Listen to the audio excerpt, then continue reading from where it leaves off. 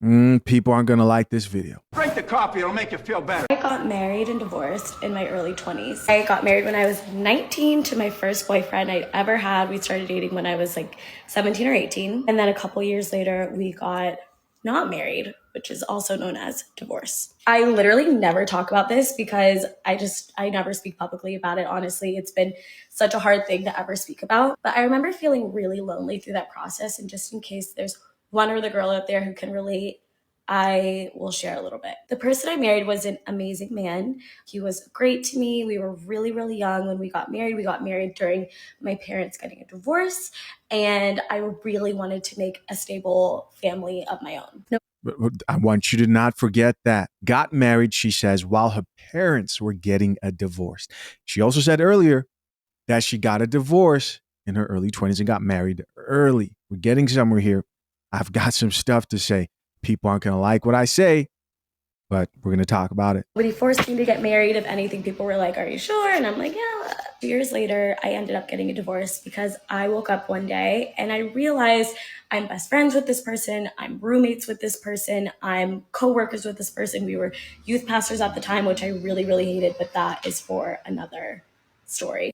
Everyone said that being a youth pastor was my calling, and I'm pretty sure it was a prank call. But I remember thinking, I messed up and I don't want to keep wasting this man's time. Specifically remember getting the thought and hearing myself say, I'm married to someone else's husband. The sooner I let him go, the sooner that he can start that process. This chick woke up one day and started hearing voices telling her, encouraging her to divorce her husband. Let's keep listening. This gets kind of deep. With the person you really should be with, who's going to love him the way he deserves. I, growing up, thought that I was going to be like breaking the generational curse of divorce. Grandparents have been divorced.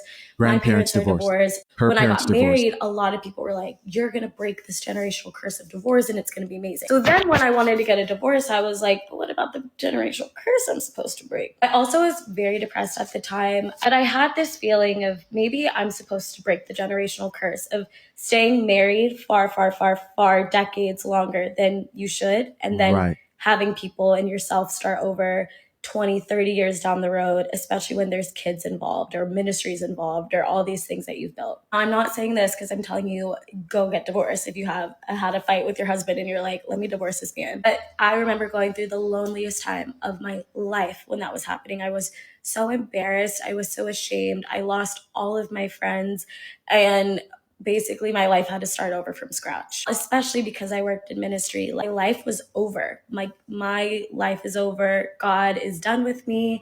Even though I knew that wasn't completely true, I still felt like, well, my life won't be as good as it would have been if I had stayed married, even though I really felt strongly that this was not the right situation for me. I remember people telling me, I'm not in the will of God anymore. I'm never going to be as happy as God would have intended me to be if I made this decision. I told a very close friend of mine who was a pastor, hey, I have to choose myself in this moment. I know that sounds corny, but like, if I don't do this, there's not going to be a Mariah to even be mad at. Like, I am at the end of my rope. I really need to figure this stuff out on my own. And that person said to me, we don't choose ourselves. We don't live for ourselves. We live for our husbands and God. So you guys hear people are trying to talk her out of divorce, and she decided to push through anyways. She had a goal of breaking the curse of divorce, generational curse, and all she did was pick up the mantle. I'm sure he meant the best that he could, that those people meant that in a good way. I don't know. But let me tell you something. No matter what's going on in your life, whether you're getting married, getting divorced, having a baby, watching your babies grow up, going through a big change in life, or you're grieving or whatever, there's nothing we can do to mess up the grace of God. There's nothing we can do to extract ourselves from the love of God. And I know that we hear this all the time, but I need you guys to know I really thought my life was going to be so over, that everything was going to crumble around me and that I would never live a good life. But I still did what I did because I felt that much conviction to get a divorce. My ex is now married with 2 beautiful kids. He's very, very happy. I went through a pretty bad relationship after that. Drink the coffee, it'll make you feel better.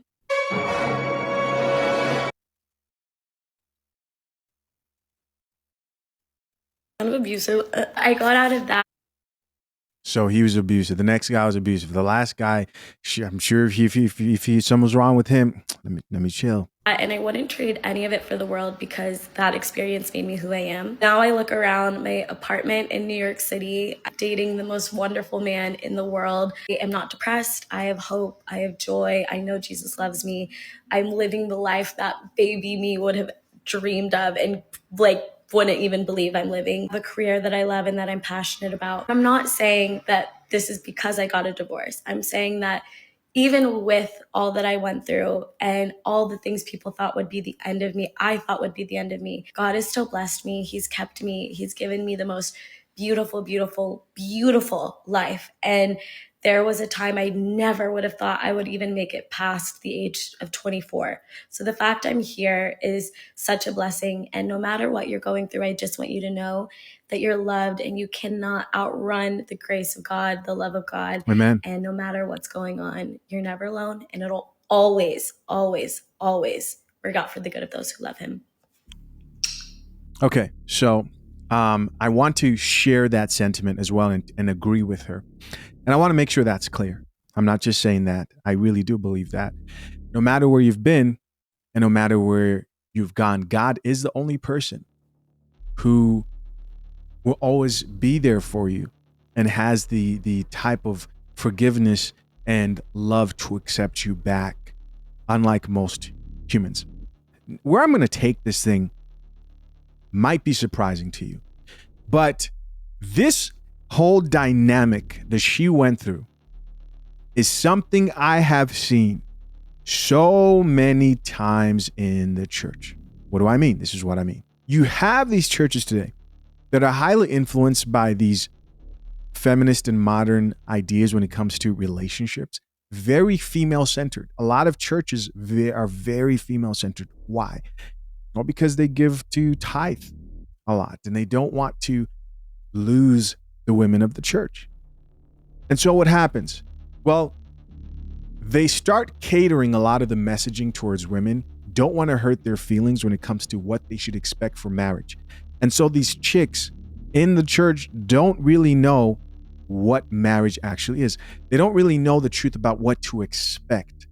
They think it's going to be a cakewalk, right? They have all these expectations of what it should be like. And then when they finally get there, they're usually the first to crack. And I believe they push them too early into marriage without preparing them to fully understand the gravity of the situation. They don't like using words like submit and understanding what it takes to actually commit, and that you may have 5 years where you may not be sure where you stand with that person. These are things that I've heard from other people who've been married for a very long time. I told you guys I was like a caregiver with the elderly for many years, 10 years. But a lot of these couples and the men too, and the reason why I'm not focused on the men, because they do push these men to get married as well, but they usually aren't the first to crack within those marriages. No, I'm not talking about the guy who you married who understood what marriage was and he's running through the women at church and he can't stop cheating. No, I'm talking about couples who marry young. They get married. A lot of the times the woman wants it. Why? For aesthetic reasons. She wants to look like I'm the married pastor's wife or youth leader's wife with the wedding ring. It all goes with the look. But what have they removed? They've removed the reality of what marriage comes with, the work of what that comes with. But they still encourage them to get married earlier. And then they set these young people up for failure. That's not removing responsibility from her or even the guy. But in those situations, the chicks are typically the first to crack. The amount of dudes I know, and some of these dudes I used to tell them, because I started kind of awakening to all this myself. I used to tell them, like, hey man, are you sure you want to get married? Yeah, she's the one, blah, blah, blah. Boom, she cheats. 2 kids in, everybody's surprised. Oh my goodness, did you hear about what happened to such and such? Multiple times I've seen this play out. Just to be clear, I do think that God's grace abounds and always will. That's a wonderful thing. I don't think that takes away from the consequence of what the churches and the leaders and panders are doing. And also, the decisions that we make in our own lives. Let's read a few of these comments, see what people had to say. This commenter says, you said youth pastor, and I said, oh. Somebody else here says, I just love how a bad or confusing experience with people of faith didn't mess up your experience with God. That's good. Through everything, you still knew him and looked to him. Whether you made mistakes or not, that is the primary goal. Somebody else who says, now this is the vulnerability of content I want to see. Just real life shit and the pivoting and the beauty life brings. Somebody else who says, love this. You cannot outrun the grace of God. Amen. Goes on to say, thank you for your vulnerability. Here's somebody else who says, I love this. God's grace and love is beyond words. Somebody else who says, I started dating at 15, married at 20, and now almost 18 years later, and 13th wedding anniversary coming up. What a journey it has been and still is. I give God all the glory. God is able. Somebody else who says, this is maturity, knowing when it's not for you. Somebody else here had crying emojis. There's nothing we can do to mess up the grace of God. Agreed. I do want to say that I don't think a perfect situation ever exists when it comes to relationships. And believing that is starting off at the wrong foot.